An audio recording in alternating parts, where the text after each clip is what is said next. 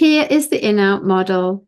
So I'm going to click on that, and then we just wait a few moments until the word start appears, and we're in. Now you're seeing here a circle divided into 4, and this is what we call the circle of belonging. This app is based on the work of Eric Berne and transactional analysis, and we're going to be using the language of the parent, the adult, and the child. I know many of you understand this. These are what Eric Berne called ego states. I call them selves. So I have a parent self, an adult self, and a child self.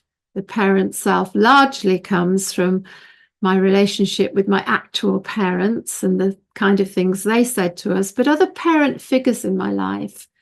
And we're going to see how that can kind of be a voice in our head.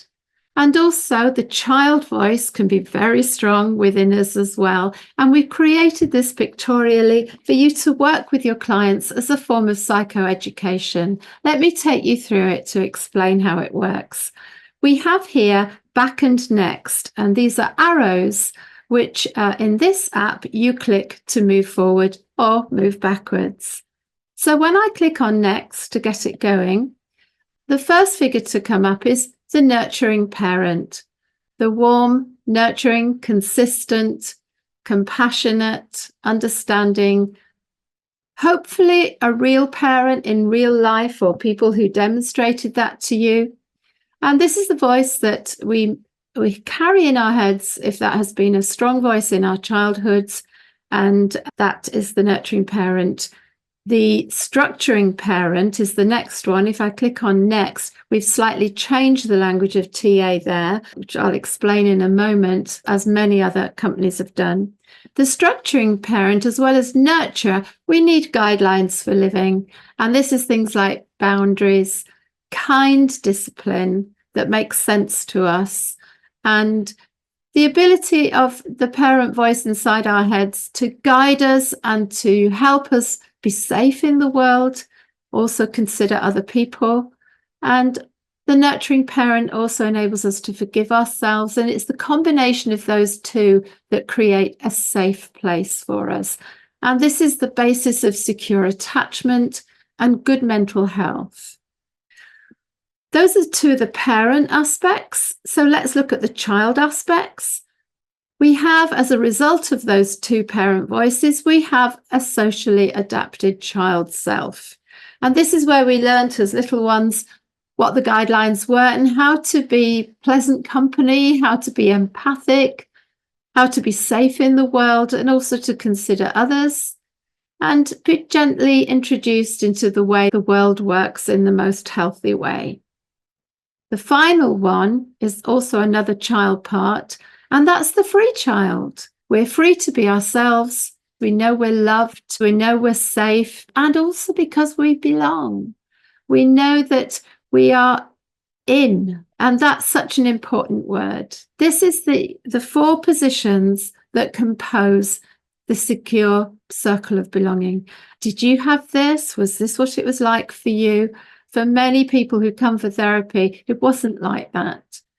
So we're going to continue looking at other characters in this model. Clicking on next again.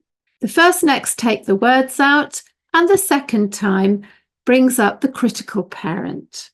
And this is the voice that is negative. The inner critic that we have got inside our heads comes from critical parenting, actually in our homes, in our childhood home, and perhaps an unpleasable father or mother or key figure in our lives. And they have had such a huge impact on our thinking about ourselves that we always get it wrong, or we can't really do life, or we're in trouble again. If I click next, this produces in us a desire to be good, to try and please that critical parent voice. And we've called this the adapted conforming child, where we have to shape our behavior to try and please, to try and get some praise or acceptance or love. And life is hard because we live under the shadow of this critical parent. If I press next again, you'll see the hurt child is there as well. So what about the right-hand side? We're looking at extremes on the left. What do extremes on the right look like? too much nurturing parent can produce a spoiling or a suffocating parent, where we feel that we are lacking structure, lacking healthy guidelines and healthy discipline and boundaries, and we can get away with anything. And this does not produce a healthy child. It actually can produce a rebel child, a difficult child, and they are also out of the circle. The safety is not there to handle life and build secure relationships and relationships that last. And looking at all those people who seem to be in the circle and we feel out is actually really painful. Well, there you have the characters. We also need to factor in that sometimes you had inconsistent parenting, and we can explore with the clients how sometimes they had the critical parent and sometimes it was a spoiling or suffocating parent, even in the same person. And that swing from left to right can be very hard to handle when you're growing up. We're never quite sure who's going to be there to meet us when we come home from school. Is it going to be a parent in a bad mood, grumpy, shouting at us, upsetting us, or is it going to be an overindulgent parent with presents and cakes and nice things? And just trying to guess what you're going to get, to try and meet whatever comes, be hypervigilant, looking out all the time. And this rebel child as well, and the hurt child over here, we have a swing across the bottom from rebellion to hurt and shame to anger, envious of the people in the circle of belonging, don't know how you get in there, don't know what you have to do to belong. All the kind of things that people bring into the therapy room. And if you simply ask them, where are you? Where are you in the picture? Which picture represents you? Many clients will go down to this left-hand corner. So when I click next again, the words all disappear and we're just left with the figures. Now, this is where the app becomes very interesting, because now you're exploring with the client what their childhood was like. And very often, we're going to go to the double-headed arrows here. Very often, there was a very big critical parent who dominated. And that voice is very loud in our heads now. And this good girl or good boy, whichever, has had to become big as well. Just move her over. And just trying desperately to please. And here we have a hurt child in the corner. Maybe she's the biggest of all, and she is actually dominating the whole thing.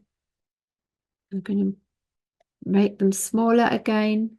And you can move them around and enlarge the size as you go through.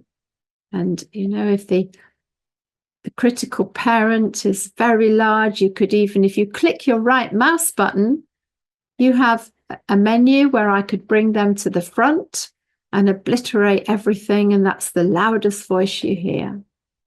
Get the idea? So that you can move them to the front just by clicking the right mouse button, and she can then hide the hurt child. It's dangerous to let people know you're upset. Don't cry, don't make a fuss, be good. You can play with the figures and move them around and get a sense of what the childhood was like. Equally, it may be that the rebel child was very big and the angry self. Why can't I be in here? How do I get in? Nobody lets me in. But actually, I never let anyone see that's what I'm feeling like, because that would be much too dangerous. And very often, the hurt child and the rebel child are here desperately wanting to get in, but to express their emotions and their feelings openly can feel very dangerous. And so they hide, but the feelings are huge. Another thing you can do, of course, is to enlarge the size of the nurturing parent. Maybe there was a really big nurturing parent. So the figures inside the circle can be made big or small as well. So perhaps you had a little bit of nurture. It was still good enough. And so on. You can change the sizes in the circle as well. Well, when you finally arrived at what feels like the reality for your client, you can take a snap, and that downloads a picture into your downloads folder that you can save.